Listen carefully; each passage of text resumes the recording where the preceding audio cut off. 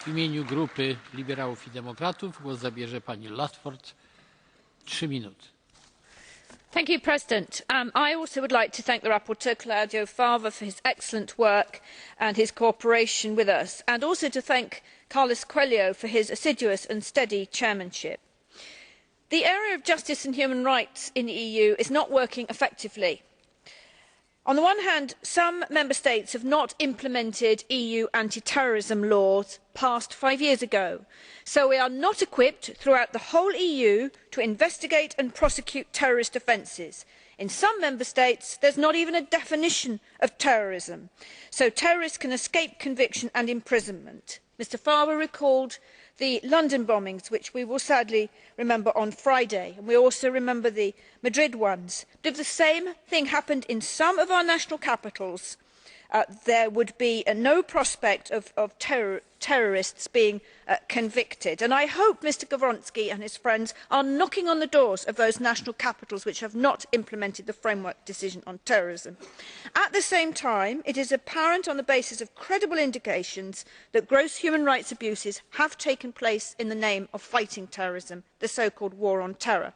So the EU has allowed the situation to develop where we can't prosecute terrorists, but we can persecute terrorist suspects and deprive them of their rights. What credibility does this give the EU at home or abroad, either for effectively combating terrorism or for upholding human rights?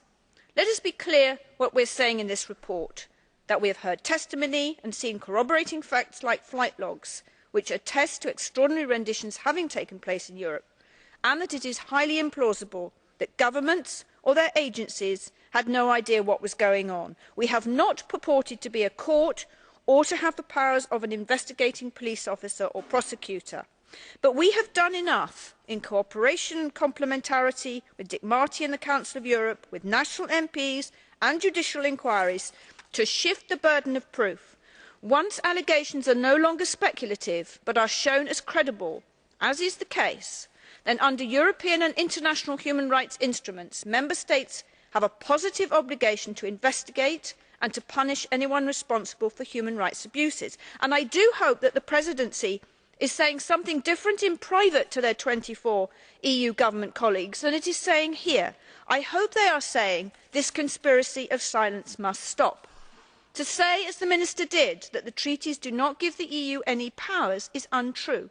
If that is the case, then why did governments unanimously insert the human rights clause in the EU treaty and a clause, Article 7, which provides for sanctions for breach? It is true that we lack the monitoring mechanisms to connect the obligation to the powers, and that needs to be filled in. It is pathetic that Javier Solana and Heister Fries are obliged to come to us and say we don't believe there have been any violations, but we don't have the competence to ask member states the relevant questions. I am quite happy to accept Mr Gavronsky's amendment recording this, since it shows up the ludicrous nature of the gap in competence. I am not reproaching them, but I am accusing the Council and member states of being guilty of creating a lot of hot air and rhetoric about the EU as a beacon of human rights without delivering the results.